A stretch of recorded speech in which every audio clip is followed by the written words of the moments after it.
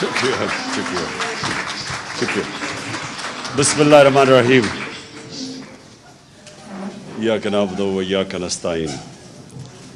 میں نے ویسے یہ بڑا سیمینار بڑا انجوائے کیا، کیونکہ ہم اتنے کبھی ایک ایف آئی آر، کبھی دہشت گردی، اس کے میں جو اتنا پڑھا ہوا ہوں کہ مجھے موقع ہی نہیں ملا کہ اپنی معیشت کے اوپر غور کیا جائے اور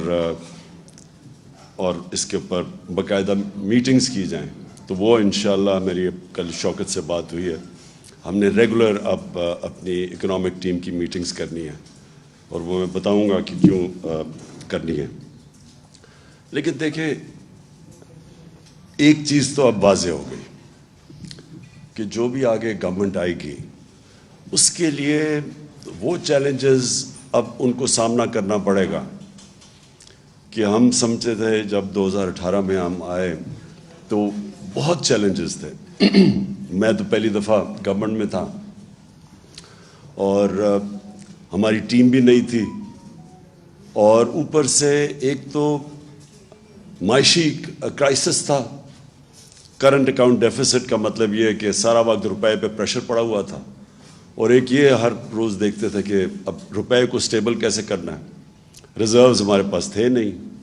باہر ملکوں نے یہ بالکل اسد نے بات ٹھیک کی کہ جو ہمارے دوست ملک تھے انہوں نے ہمیں بڑے مشکل وقت پہ انہوں نے ہماری مدد کی، جس سے تھوڑی سٹیبلٹی آئی. لیکن بڑا ایک ہر روز صبح پریشر ہوتا تھا کہ اب مارکیٹ کیا کہتی ہے کہ روپے اور اگر نیچے نہ گر جائے تو کیا کریں گے. لیکن اس کے علاوہ ایک پہلے دن سے جو اپوزیشن تھی وہ پہلے دن سے گورنمنٹ گرانے کے اوپر تلی ہوئی تھی. تو جو ابھی اسد نے بھی بات کی کہ دیکھیں، کبھی بھی آپ انویسٹمنٹ ایک ملک میں جس کی وجہ سے ویلتھ کریشن ہوتی ہے وہ آ ہی نہیں سکتی جب تک کہ پولیٹیکل انسرٹنٹی ہو. اور وہ پولیٹیکل انسرٹنٹی کریٹ کی گئی ہمارے اگینسٹ پلان کر کے. اور وہ صرف وہ اس لیے نہیں کہ وہ اس لیے نیسسرلی نہیں کہ انہوں نے وہ سمجھتے تھے کہ ان کو پاور میں آنا چاہیے. وہ اس لیے کہ وہ ڈرے ہوئے تھے کہ میں احتساب کروں گا. ان کے اوپر کرپشن کے کیسز تھے. وہ سارا کوشش یہ کر رہے تھے مجھے بلیک میل کرنے کی کہ میں کسی طرح ان کو این آر او دے دوں. اور وہ پہلے دن سے نہ انہوں نے تقریر کرنے دی. مجھے پہلی دن اسمبلی میں نہ وہ تقریر کرنے دیتے تھے، شور مچا دیتے تھے. اور پھر ہر روز وہ کہ جی آج اکانومی گئی تو کل گئی، اور آج گورنمنٹ گئی اور پرسوں گئی. اور پھر وہ فضل الرحمان اپنا دھرنا لے آتا تھا.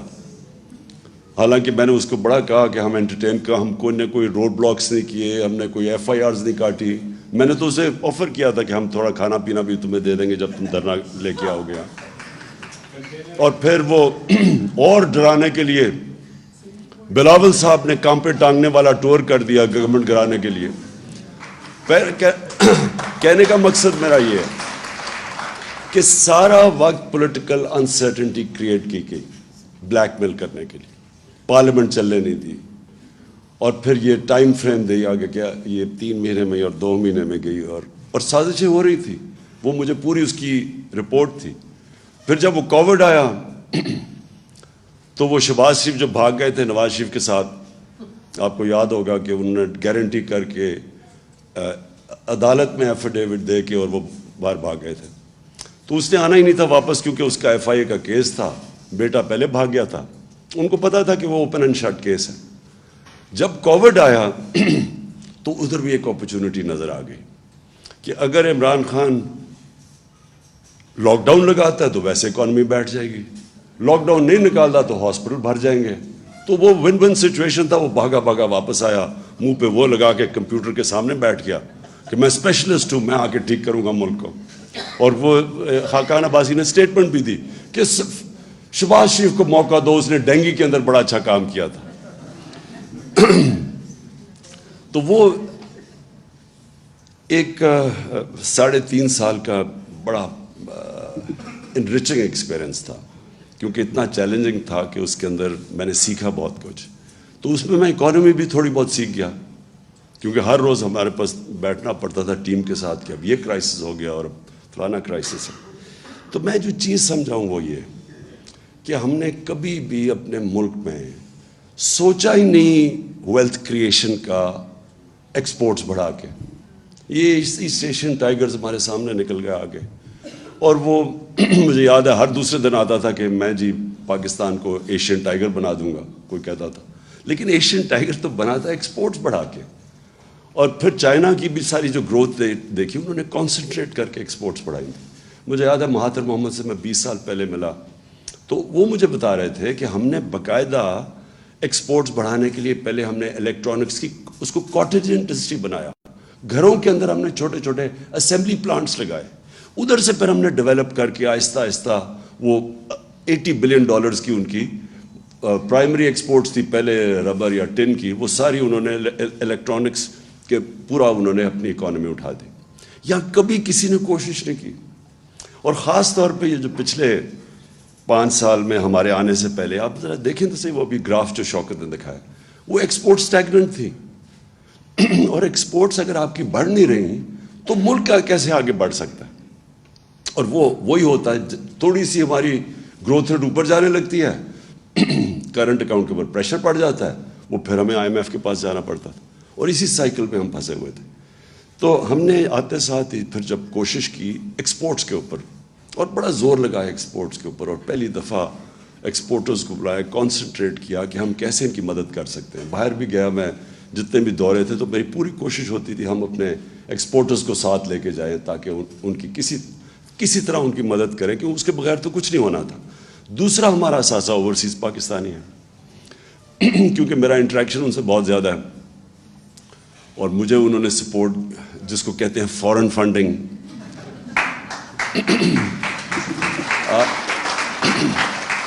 کہ وہ لوگ جو بیچارے محنت کش لوگ جن کے اوپر ملک چلتا ہے, ان سے, کیونکہ میں شوکت خانم میں جب میں نے پیسے اکٹھے کرنے شروع کیا آج سے 30 سال پہلے, تو یہاں تو بڑی جلدی ڈونر فٹیگ ہو گئی. تو میں پھر جدھر پاکستانی تھے دنیا میں, تب سے میرا ان سے ریلیشن شپ ایکچولی میرے پہلے بھی تھی کرکٹ کی وجہ سے, کیونکہ ہم جب کرکٹ باہر کھیلتے تھے تو اوورسیز پاکستانی آ کے سپورٹ کرتے تھے. لیکن جب میں نے شوکت خانم کے لیے پیسے اکٹھے کیے تو میں پھر باہر نکل گیا. یہاں لوگ جو لوگ بڑے پیسے والے تھے وہ باہر سے کہہ دیتے تھے کہ کب وہ آفس میں نہیں بیٹھا صاحب, تو میں تب باہر نکل گیا. تو میرا اوورسیز پاکستانیز نے میری پھر مدد کی. یہ شوکت خانم جو بنا, یہ سب سے زیادہ کنٹریبیوشن اوورسیز پاکستانیز کی تھی, جس کو ہم فورن فنڈنگ آج کل کہتے ہیں. اس کے بعد جب میں نے نمل یونیورسٹی میں ان سے پیسے اکٹھے کیے, پھر جب آہستہ آہستہ جب ہماری پارٹی اٹھنے لگی تو سب سے پہلے سپورٹ اوورسیز پاکستانیز نے کی, اور ادھر سے پھر ہم نے پیسہ اکٹھا کیا, جس کا یہ الیکشن کمیشن کے اندر اتنا بڑا ڈرامہ چلا ہوا ہے کہ میں ابھی تک حیران ہوں. انہوں نے رات تو فورن فنڈنگ دیکھ ہی لی ہوگی جو 5-5.5 ارب روپیہ آ گیا 3 گھنٹے کے اندر.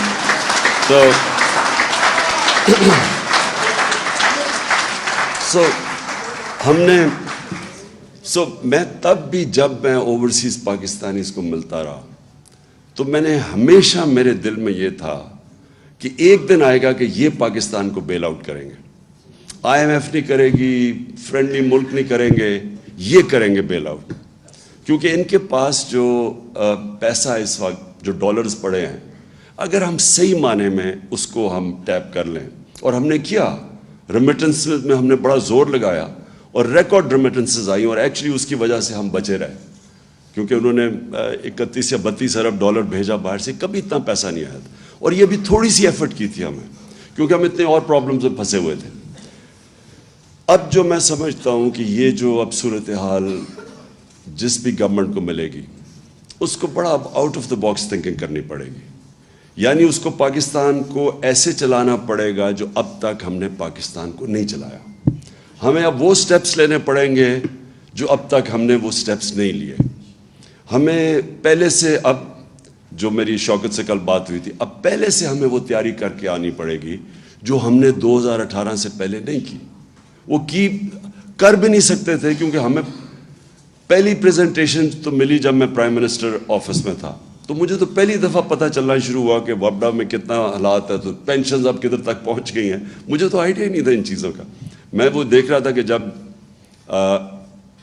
جو بائیڈن جب پریزیڈنٹ بنا تو 2.5 مہینے پہلے پریزیڈنٹ جب الیکٹ ہوا اور آفس میں گیا, 2.5 مہینے پہلے اس کو پریزنٹیشنز ہر ڈپارٹمنٹ نے دی. تو ان کی پوری ٹیم کی تیاری تھی, جیسے انہوں نے آفس سنبھالا تو ان کے پاس پوری سارا سمجھ تھی کہ کون سی ایریاز میں کیا انہوں نے کرنا. تو میں تو جب پہلی دفعہ آفس میں آیا تو پہلی دفعہ مجھے پریزنٹیشنز ملی کہ یہ کرنٹ اکاؤنٹ ڈیفیسٹ کتنا ہے, تو فلانا یہ ہے.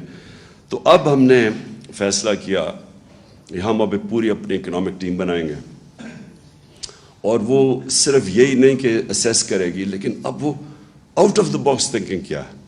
اور میں یہ کیوں کہتا ہوں کہ دیکھیں یہ تو کوئی اکنامکس نہیں ہے نا کہ آپ قیمتیں بڑھاتے رہیں اور پیسے اکٹھے کرتے رہیں. یہ تو کوئی اس میں کوئی جینیس نہیں چاہیے. وہ تو ایم کیو ایم بڑا اچھا پیسہ اکٹھا کر لیتی تھی بھٹا لے کے, وہ تو لوگوں کو پیسے بڑھا دیتے تھے نا. وہ جو دکاندار تھا وہ اپنی قیمت بڑھا دیتا تھا اسے جب پیسے لیتے تھے. تو یہ تو کوئی اکنامکس نہیں ہے. اکنامکس یہ ہے کہ ابھی ثاقب شیرانی نے بڑی اچھی بات کی کہ دیکھیں سب سے پہلے آپ فیصلہ کریں کہ آپ نے اپنے انسانوں کو پروٹیکٹ کرنا ہے. آپ کا جو سب سے ونریبل سیکشن آف پاپولیشن ہے اس کو آپ نے کیسے بچانا ہے. اور یہ دو پارٹیز یہ انہوں نے جو کیا 4 مہینے کے اندر, اس سے واضح ہو جانا چاہیے کہ ان کے ذہن میں کبھی بھی انسانیت ان کے ذہن میں نہیں آئی. ان کا صرف ذہن ہوتا ہے کہ پیسے کیسے بنانے اور کرسی پہ کیسے بیٹھنا اور اس کا فائدہ کیسے اٹھانا ہے. اگر یہ کرتے تو آپ مجھے یہ بتائیں کہ یہ 90s میں ان کی پارٹنرشپ چوروں کی لگی ہے اکٹھی. 90s سے یہ باریاں لے رہے ہیں. پچھلے 62 سال میں 30 سال یہ دونوں خاندان پاور میں رہے ہیں. کب انہوں نے ایک انسانیت کی فکر کی؟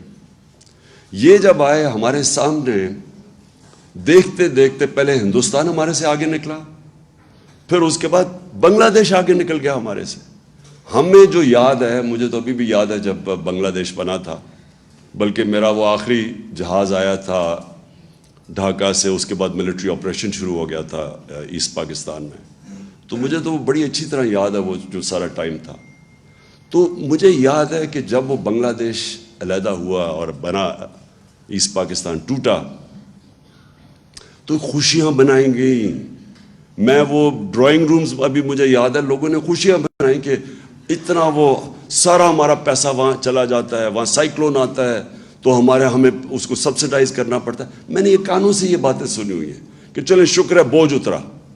90s میں وہ آگے نکل گیا ہمارے سے, بنگلہ دیش ہمارے سے آگے نکل گیا. تو یہ دو پارٹیز جب آئیں ان کی دولت اوپر چلی گئی, ملک کے قرضے بھی بڑھ گئے, اور ملک کے اندر کبھی کوئی لانگ ٹرم پلاننگ نہیں ہوئی. آج چائنا کا سب سے بڑا سکسیس کیا ہے, وہ 15-20 سال کے پلانز بنائے ہوئے ہیں. یہاں اگر لانگ ٹرم پلاننگ ایک ہی چیز میں ریفلیکٹ کرتے تھے, انہوں نے کبھی ڈیمز نہیں بنائی. انہوں نے یہی نہیں سوچا بجلی بنانے کا کہ ہمیں فیول نہ امپورٹ کرنا, ایکسپورٹس بڑھ نہیں رہی, تو ہمیں تو پہلے سے ہی سوچنا چاہیے تھا کہ وہ ہم بجلی اس چیز پہ بنائیں جو ہمیں امپورٹڈ فیول پہ نہ ہو. کوئی لانگ کلائمیٹ چینج, اب آج دیکھیں یہ کلائمیٹ چینج اتنی بڑی چیز ہے. میں نے جب 2013 میں ہم نے مل کے شروع کیا یہ بلین ٹری سونامی پختونخوا کے اندر, تو 2 سال تو یہ مذاق اڑاتے رہے ہمارا. اور مذاق اس لیے اڑا رہے تھے کہ ان کو کوئی کانسیپٹ ہی نہیں تھا کہ پاکستان کے اندر جو انگریز کے بنائے ہوئے تھے جنگل تھے وہی ختم ہو گئے. ہم بچپن میں جایا کرتا تھا اپنے بڑوں کے ساتھ شکار پہ, تو یہ بڑے بڑے جنگل تھے, چھانگا مانگا, کندیاں, میاں والی میں, یہ چیچا وطنی میں بڑے جنگل تھے, وہ انگریز کے بنائے ہوئے. یہ چھوڑے کہ انہوں نے کچھ جنگل خود اگانے تھے وہ بھی ختم کر دیے. تو کوئی کانسیپٹ ہی کسی کو نہیں تھا کہ موسم گرم ہو رہا ہے. پاکستان 10 ملکوں میں سے ہے جو سب سے زیادہ ونریبل ہے کلائمیٹ چینج پہ. کبھی کوئی کانسیپٹ نہیں تھا, کوئی لانگ ٹرم پلاننگ ہی نہیں تھی ان کی. اور پھر جب کووڈ آیا, میں ادھر سے شروع کریں, جب شہباز شریف آیا اور اس نے منہ پہ وہ لگا کے اور کمپیوٹر پہ بیٹھ گیا, انہوں نے کیا کہا, سب سے پہلے انہوں نے شور مچا دیا کہ عمران کو لاک ڈاؤن کرو پاکستان کا. ان کی سب کی سٹیٹمنٹس ہیں کہ عمران خان کے اوپر FIR کاٹ دو, یہ لاک ڈاؤن نہیں کر رہا. ان کی اسمبلی میں سٹیٹمنٹس ہیں. بلکہ انڈیا کی تعریفیں شروع کر دی, جو نریندر مودی نے وہاں کرفیو لگایا تھا اس کی تعریفیں کرنی شروع کر دیں کہ وہ دیکھو کتنا اچھا کام کر رہا ہے اور یہاں کوئی لاک ڈاؤن نہیں لگ رہا. کیونکہ انہوں نے کبھی غریب کا سوچا ہی نہیں ہے. میں بار بار ان سے پوچھوں کہ مجھے یہ بتاؤ کہ وہ دہاڑی دار کا کیا بنے گا. یہ اسد وہ NCOC میں تب یہ تھا, تو ہماری کیا آرگیومنٹس, کیا ہم ڈسکشن ہوتی تھی.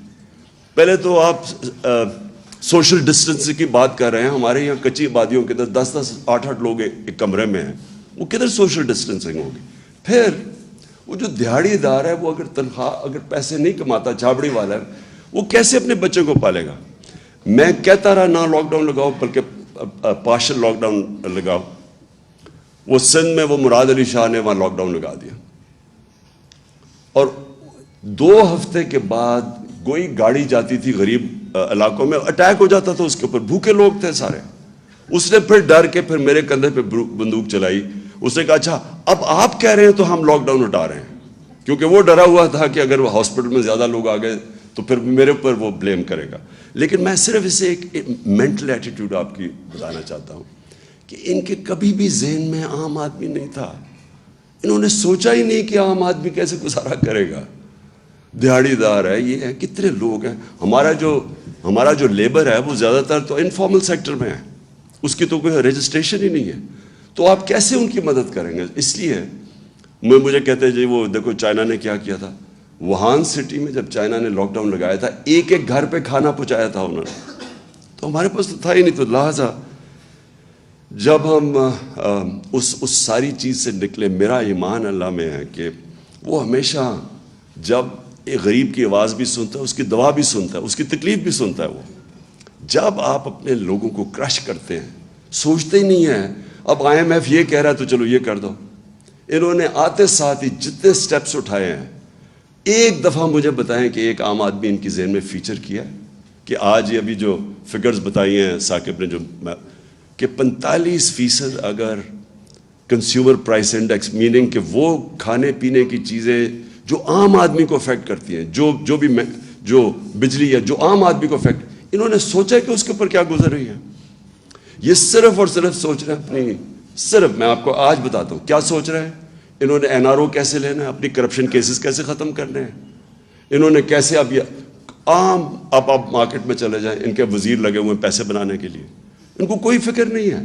ان کے ذہن میں بھی نہیں آ رہا کہ عام آدمی کے اوپر آج کیا گزرے گی جو انفلیشن ہے. سم اپ میں یہ کرتا ہوں, ہمارے جو اب چیلنجز ہیں بڑے چیلنجز ہو گئے ہیں پاکستان کے لیے. جو اب ہمیں سوچنا ہوگا کہ ہم نے اب کیسے کیا سٹیپس لینے ہیں. انشاءاللہ اگر ہماری حکومت آتی ہے تو وہ ہمیں وہ سٹیپس لینے پڑیں گے جو آج تک پاکستان میں کسی نے نہیں لیے. وہ واقعی وہ بڑے فیصلے کرنے پڑیں گے جو ابھی تک ہم نہیں کرتے. ہم کسی نہ کسی اپنی گورنمنٹس بچانے کے لیے پیچھے ہٹ جاتے ہیں. وہ جو فیصلے ہوں گے اس میں جو سب سے نمبر 1 جو فیچر کرے گا کہ ہم نے کیسے پروٹیکٹ کرنا ہے اب اپنے یہ ونربل لوگوں کو, اس کو ہم پرائیورٹی بنائیں گے. اس کے بعد ڈیولپ کریں گے اپنے باقی سارے پلانس. اور میں جو سمجھتا ہوں کہ جو آگے فیچر کرے گا, جو سب سے بڑے ہمیں اس ملک کو نکالے گا, اب جو آگے کرائسس آ رہا ہے اس میں ہمارے اوورسیز پاکستانی ہیں. یہ وہ لوگ ہیں اگر ہم صحیح معنی میں, اور ہم ڈیوائز کر رہے ہیں, ابھی سے ہم نے پلاننگ شروع کی ہے کہ ہم کیسے ان کو انویسٹمنٹ یہاں کروائیں اپنے ملک میں. کیا چیز, کیونکہ انویسٹمنٹ کا سب سے بڑا پرابلم پاکستان میں کیوں ہمارے دور میں ہم نے, اور بلکہ انویسٹمنٹ آ رہی تھی لیکن رکاوٹ کیا تھی کہ جی اب گورنمنٹ جا رہی ہے تو 2 ہفتے میں جا رہی ہے, 3 ہفتے میں جا رہی ہے, اب دھرنا ہے. اس کی وجہ سے ایک انسرٹنٹی کریٹ کی ہوئی تھی. تو پولیٹیکل سٹیبلٹی سب سے پہلے بہت ضروری ہے, اور اس کے بعد اوورسیز پاکستانی ہماری پرائیورٹی ہونی چاہیے کہ ان کو ہم کیسے ڈرا کر سکتے ہیں کہ جو ہمارا کرنٹ اکاؤنٹ ڈیفیسٹ بڑھ جاتا ہے, اس کو ہم کیسے اس انٹرم پیریڈ میں کور کریں. میں نے 2 بڑے پروجیکٹ سوچے تھے اور دونوں اوورسیز پاکستانیز کے لیے تھے. ایک ابھی جو راوی سٹی, ایک نیا شہر, کیونکہ وہ سب سے زیادہ اس میں اوورسیز پاکستانیز کا انٹرسٹ تھا. دوسرا ایک بنڈل آئلینڈ ہے کراچی میں, بالکل وہ پڑا ہوا ہے ایسے ہی, سارا سیوریج جا رہا, یعنی وہ کوئی بیکار جگہ ہے. ادھر سے ہم نے پوری پلاننگ کر لی, بڑے انویسٹرز آ رہے تھے, دبئی سے بڑے کنسورشمز آ رہے تھے اس کے اندر انویسٹ کرنے. دونوں سیبوٹاج کیے گئے. بنڈل آئلینڈ ہم کام شروع کرنے لگے, سندھ گورنمنٹ نے NOC وڈرا کر لیا. یہاں جو راوی سٹی تھی اس میں ہمیں بڑے بڑے انویسٹرز آ رہے تھے, بلینز آف ڈالرز آ رہے تھے ہماری انویسٹمنٹ کے لیے. 11 مہینے ایک جج نے اسٹے آرڈر دے دیا, روک دیا پروجیکٹ اس نے 11 مہینے. اور ہمیں پتہ ہے کدھر سے پریشر تھا. پریشر سارا یہ ہاؤسنگ سوسائٹیز کا تھا جو ایک بہت بڑا مافیا بن گیا. انہیں پتا تھا کہ اگر نیا پورا شہر اوپر چلا جائے, ماڈرن سٹی بن جائے, تو یہ جو ریل اسٹیٹ, یہ جو سارا اس وقت بہت بڑا اسکیم بھی ہیں اس کے اندر, ان کو ڈر تھا کہ وہ رک جائیں گے, ان کی پراپرٹیز یعنی لوگ ادھر انویسٹ کریں گے. انہوں نے بیٹا 11 مہینے اسٹے آرڈر. اور میں اس لیے کہہ رہا ہوں کہ اس کے اندر ہمارے پاس بلینز آف ڈالرز آ جا رہے تھے جو کور کر دیتے. یہ جو کموڈیٹی سپر سائیکل کرونا کی وجہ سے ساری دنیا میں آیا ہوا تھا, میرا خیال تھا کہ ہم وہ گیپ تب تک کور ہم رائڈ کر دیں یہ پیریڈ جب کہ یہ کموڈیٹی سپر سائیکل نیچے جائے گا. تو میں وہ انفارچونیٹلی انہوں نے سیبوٹاج کیا. لیکن میں ابھی بھی سوچتا تھا کہ ہمیں یہ نہ سازش کے تحت ہمیں ہٹاتے تو ہم اس کو اس طرح رائڈ کرتے, کیونکہ ابھی بھی روڈا چل پڑا تھا تب, تو اس میں ہمارے پاس پیسے آ جا رہے تھے. تو آخر میں میں سمجھتا ہوں کہ انشاءاللہ یہ طریقہ جو آنے والا وقت ہے, اس میں ہمیں نمبر 1 اپنے عام آدمی کی اب بچانا ہے اس کو. یہ